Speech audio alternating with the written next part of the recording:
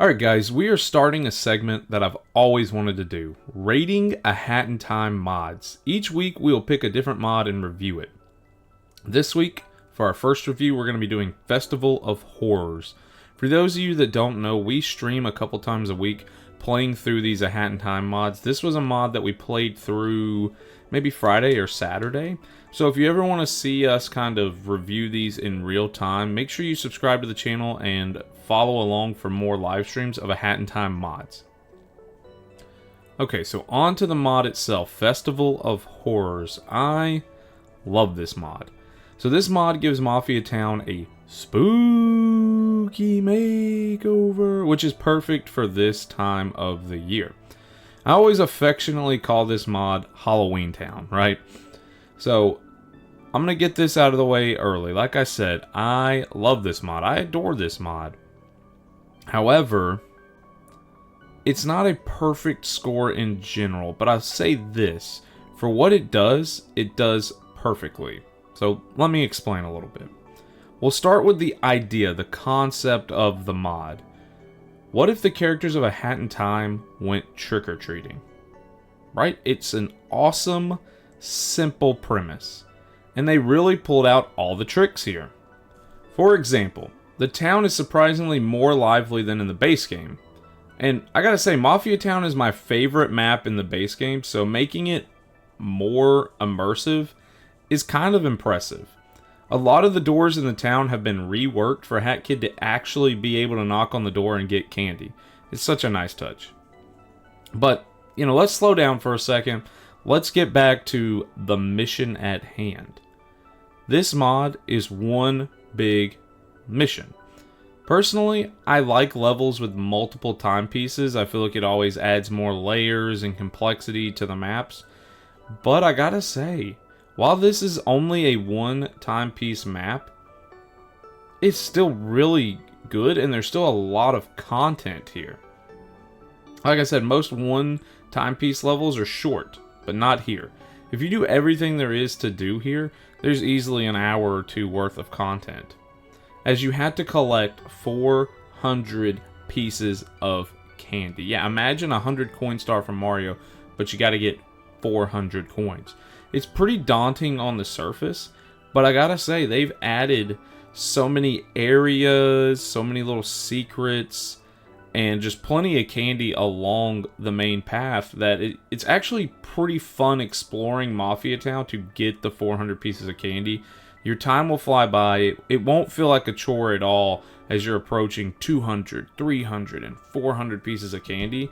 You'll actually have so much fun and enjoyment just exploring every nook and cranny that the modded updates to the map have to offer that you'll find yourself being like, oh, I guess I already have 400 pieces of candy.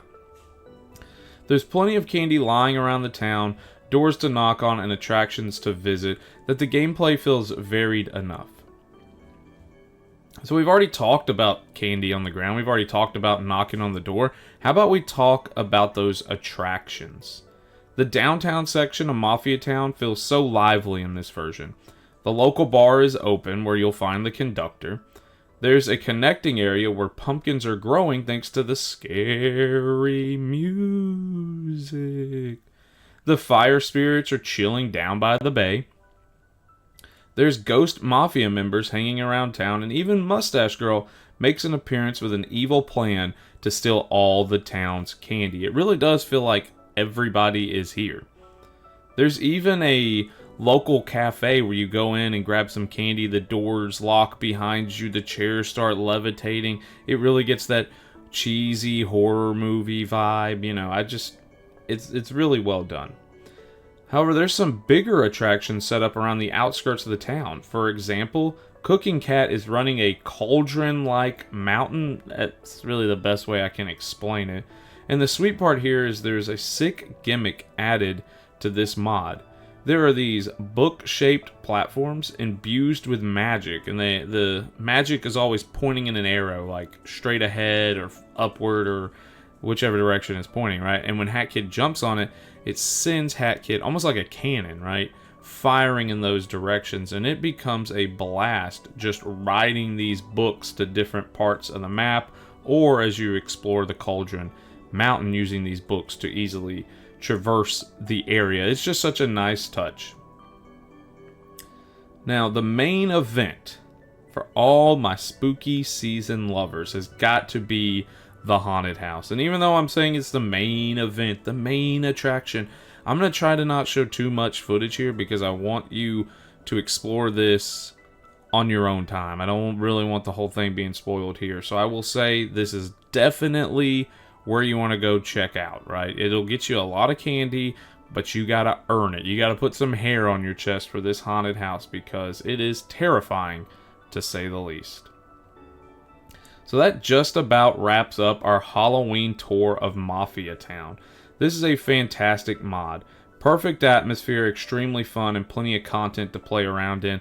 I haven't even really mentioned the color schemes, the night, and the way that the green pops, the way that aliens have invaded all over town, and it's just such a lively mod. It feels like anywhere you go in the town, there is something going on, whether that's candy to pick up, mafia members to harass and beat up, or just other characters from the game trick-or-treating or exploring or just enjoying their Halloween night. It always feels like there's something to see around each corner, and I really, really like that. At the end of the day, I can't score it a 10 out of 10. I think it's a very strong start to this series. I think we're showcasing a pretty high quality mod here. But, you know, we gotta admit, it's just a reskin of Mafia Town, which isn't bad, but for something to get a 9 or 10 out of 10, I really want to celebrate those who have like made unique, complex maps, or, you know, drove home just like they nailed something, right? And I've been gushing about this the whole time, but I don't want to start right out of the gates giving a 9 out of 10. So I'm going to go with an 8.5. I think this mod is still incredible, and I think it's a great baseline to get you into a Hat in Time mods. If you've played Mafia Town, then you're going to be familiar with the map, right? It's nothing too radical. Yes, it adds the haunted house, and yes, it adds the cauldron-like mountain, and it redoes some of the events.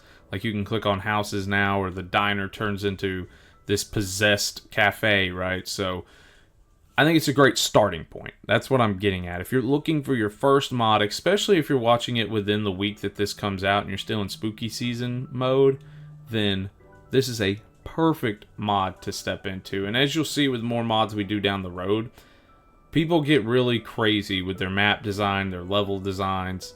So I really can't wait to showcase those mods too, but I just felt like this was a perfect introduction for people just looking to get into a Hat in Time mods, or if you're looking for spooky season mods, right? So that's going to do it here. Like I said, make sure you're subscribed and be on the lookout for our live streams where we actually play through these mods. I give my thoughts real time before we go and turn it into a video.